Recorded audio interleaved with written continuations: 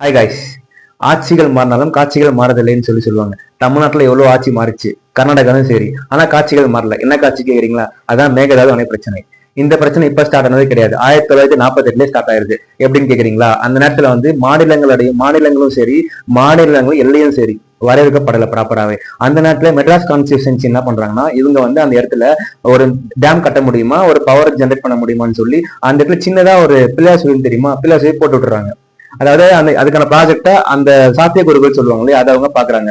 அதுக்கப்புறமா அது அப்படியே ஸ்டார்ட் ஆயிருது. அதுக்கப்புறம் கண்டினியூஸா வந்து 1996 வந்து நிக்குது. அப்போ வந்து அந்த அந்த 1996 என்ன பண்றாங்கன்னா, கேபிசிஎல், கர்நாடகால கேபிசிஎல் சொல்லுவாங்க. அதாவது கர்நாடகா பவர் கார்பரேஷன் லிமிடெட். இவங்க என்ன பண்றாங்கன்னா, அந்த இடத்துல வந்து பவர் ஜென்ரேட் பண்ணலாம், அதுக்கான ப்ராஜெக்ட டீடைல்டு ப்ராஜெக்ட் ரிப்போர்ட்டை ரெடி பண்றாங்க.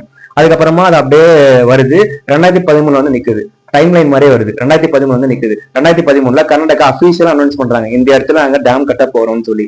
அந்த நேரத்துல தமிழ்நாட்டுல என்ன நடக்குதுன்னா, சிஎம்ஆ இருந்தவங்க யாருன்னு கேட்டீங்கன்னா, நம்ம திருமதி ஜெயலலிதா மேடம், அதாவது முன்னாள் சீஃப் மினிஸ்டர். அவங்க என்ன பண்றாங்கன்னா, இந்த விஷயம் கர்நாடகா அனௌன்ஸ் பண்ண உடனே இவங்க வந்து ஸ்ட்ரைட்டா பிஎம், அதாவது பிஎம் சொல்லுவாங்க இல்லையா, பிரதமர், அந்த பிரதமருக்கு ஒரு கடிதம் எழுதுறாங்க. கடிதம் எழுதி இந்த இடத்துல வந்து டேம் கட்டக்கூடாது, டேம் கட்டிங்கன்னா தமிழ்நாட்டுக்கு நீர் பிரச்சனை வரும், விவசாயிகள் ரொம்ப பாதிக்கப்படுவாங்கன்னு சொல்லி ஒரு லெட்டர் எழுதுறாங்க. அதுக்கப்புறமா இது அப்படியே ஹோல்ட் ஆகி அப்படியே கண்டினியூஸா டிராவல் ஆகி 2017 வந்து கர்நாடகா வந்து என்ன சொல்றாங்கன்னா, அதுக்கான ரிப்போர்ட் ரெடி பண்ணி அமைச்சரவை கிட்ட இருந்து ஒப்புதல் வாங்கிட்டு அதை வந்து ஸ்டேட்டா சென்ட்ரல் கவர்மெண்ட்ல சிடபிள்யூசின்னு சொல்லுவாங்க, அதாவது சென்ட்ரல் வாட்டர் கார்பரேஷன், அவங்க கிட்ட வந்து இதை கொடுத்து இதுக்கான அப்ரூவலும் அவங்க வாங்கிடுறாங்க. இது இவங்களும் என்ன கேட்கறாங்கன்னா, அப்ரூவல் கொடுத்துட்டு டிபிஆர்னு சொல்லுவாங்க. டிபிஆர்னா டீடைல்டு ப்ராஜெக்ட் ரிப்போர்ட்.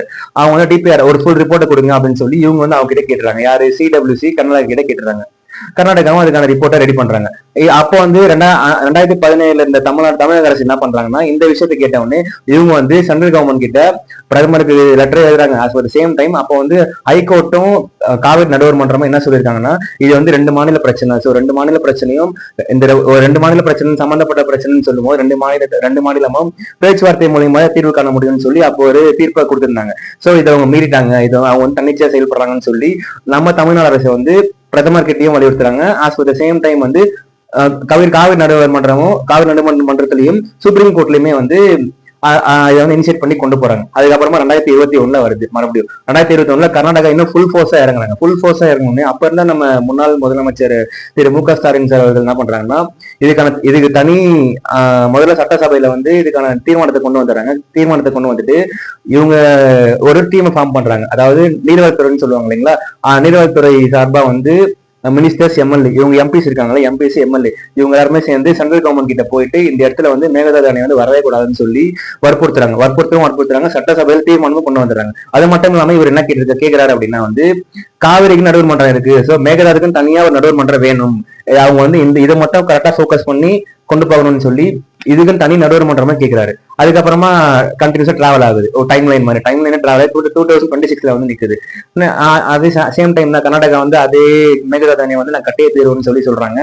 இப்ப இருக்கிற கரண்ட் சிஎம் திரு ஜோசப் விஜய் அவர்கள் என்ன பண்றாங்கன்னா, நேற்று வந்து சட்டசபை நடந்துச்சு, இதுக்கான தீர்மானத்தை போடுறாங்க. இந்த மாதிரி மேகதாது பிரச்சனையில வந்து நாங்க இந்த இடத்துல அணை கட்ட விட மாட்டோம் அப்படின்னு சொல்லி தீர்மானத்தையும் கொண்டு வராங்க. அட் த சேம் டைம் வந்து பிஎம்க்கு லெட்டர் எழுதுறாங்க. என்ன லெட்டர் எழுதுறாங்கன்னா வந்து, இந்த மாதிரி வந்து இது வந்து ஒரு 2 மாநிலங்கள் சம்பந்தப்பட்ட பிரச்சனை, இதுல வந்து விவசாயிகள் ரொம்ப பாதிக்கப்படுவாங்க. ஸோ அந்த இடத்துல வந்து அந்த இடத்துல டேமுக்கு அனுமதி நீங்க தரக்கூடாது, பசுமை தீர்ப்பாயத்தில் நீங்க இதை சொல்லணும், அனுமதி தரக்கூடாதுன்னு சொல்லி இவங்க வந்து லெட்டர் எழுதுறாங்க. ஸோ இவ்வளவு கடந்து வந்த இந்த பிரச்சனை தான் மேகதாது பிரச்சனை. எப்ப சால்வ் ஆக போகுதுன்னு தெரியல. பட் இது வந்து 2 மாநிலத்துக்கும் ஒரு பொதுவான தீர்ப்பா வரணும், 2 மாநில மக்களுக்குமே வந்து நல்ல தீர்ப்பா அமையணும்னு சொல்லி நாம என்ன தீர்ப்பு சொல்லி எதிர்பார்ப்போம். நன்றி.